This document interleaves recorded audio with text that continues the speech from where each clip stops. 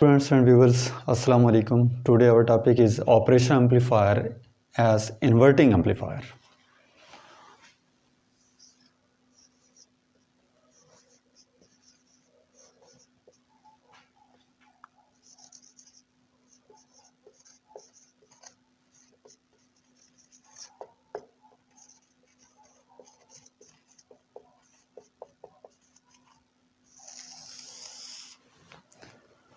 Operation amplifier as inverting amplifier कि number एक तो जो इनपुट वोल्टेज आ रहा है हमारे पास, एक तो उसको एम्पलीफाई भी कर दे और साथ invert mean with the phase difference of 180 out of phase.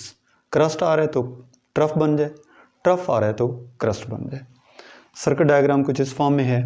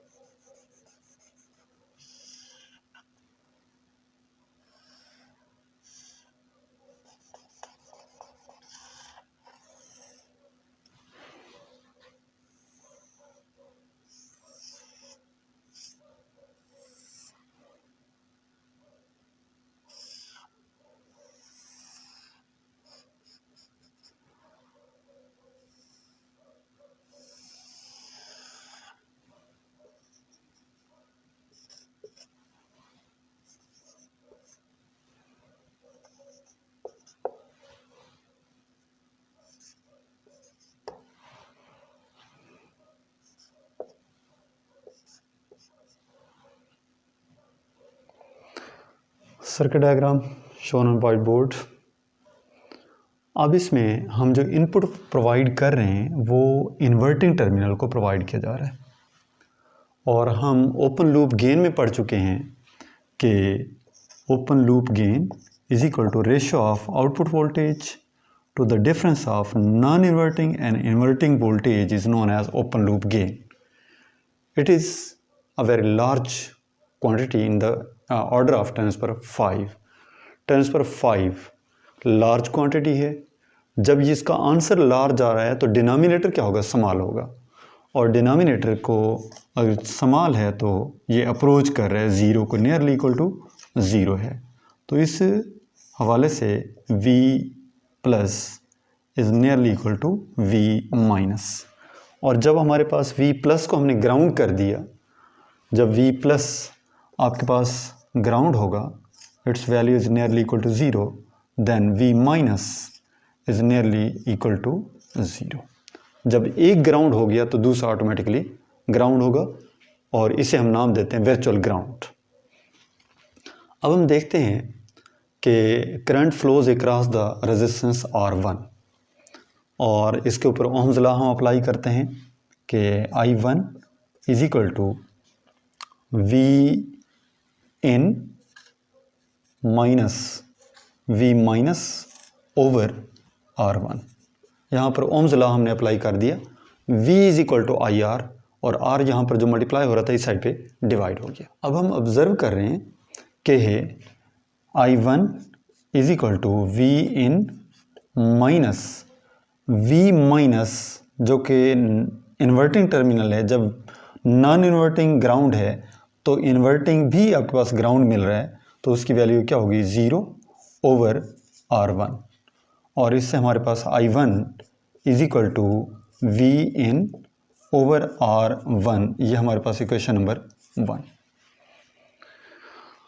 अब current across second resistance R2, इसको भी हम उसी तरह ओहम्स लॉ अप्लाई करते हुए इसे कैलकुलेट कर सकते हैं। तो ये हमारे पास current in second resistance I2 is equal to V minus minus V out over R2।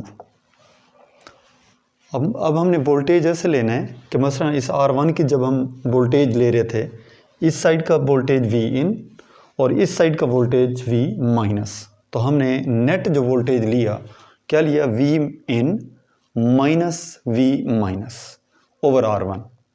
अब इसी तरीके से I2 क्या होगा, इसका लेफ़्ट साइड का जो पोटेंशियल है V माइनस और राइट साइड का जो पोटेंशियल है वो वी आउट है।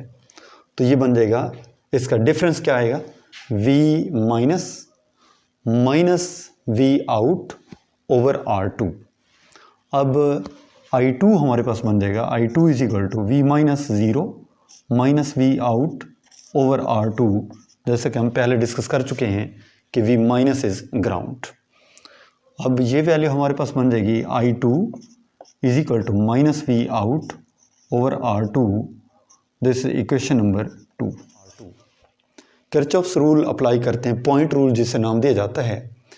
अब हम कहते हैं कि sum of current meeting at a point is equal to zero, या इसे हम ऐसे भी डिफाइन कर सकते हैं कि current flowing towards the point is equal to current flowing away from the point. अब इन्हीं की वैल्यूज़ यहाँ पे पुट कर देते हैं, तो हमारे पास I1 की वैल्यू आ रही है V in over R1 is equal to minus V out over R2। अब हमारे पास V इन जो कि मल्टीप्लाई हो रहा है यहाँ पे, इस साइड पे आके डिवाइड हो जाएगा और ये बन जाएगा V out over V in minus R2 over R1। ये हमारे पास रिलेशन बन रहा है। और V out over V in, जैसा कि हमने करंट गेन को डिफाइन किया था, beta is equal to IC over IB। The ratio between collector current and base current is known as current gain. इसी तरीके से अब यहाँ पे the ratio between output voltage to input voltage is known as voltage gain, which is represented by here G is equal to minus R2 over R1।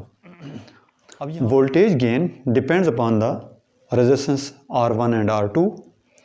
It does not depend on what is happening in the amplifier. और यहाँ पर हम ये देख रहे हैं कि जो वोल्टेज गेन आ रहा है हमारे पास वो नेगेटिव आ रहा है। नेगेटिव इस बात को रिप्रेजेंट कर रहा है कि जो हम इनपुट सिग्नल दे रहे हैं, मसलन ये हमारे पास इनपुट सिग्नल है, तो ये जो उसका आउटपुट सिग्नल मिलेगा वो कुछ इस फॉर्म में होगा कि अगर क्रस्ट आ रहा था तो ट्रफ हो गया, अगर ट्रफ आ रहा था तो क्रस्ट बना, यानी एम्पलीफाई भी हो गया और साथ इसमें फेज़ डिफरेंस 180 हो जाएगा, आउट ऑफ फेज़ हो जाएगा। क्रस्ट ट्रफ में चेंज हो जाएगा और ट्रफ क्रस्ट में चेंज हो जाएगा। मिलते हैं इंशाल्लाह नेक्स्ट वीडियो में, तब तक के लिए अल्लाह हाफिज़।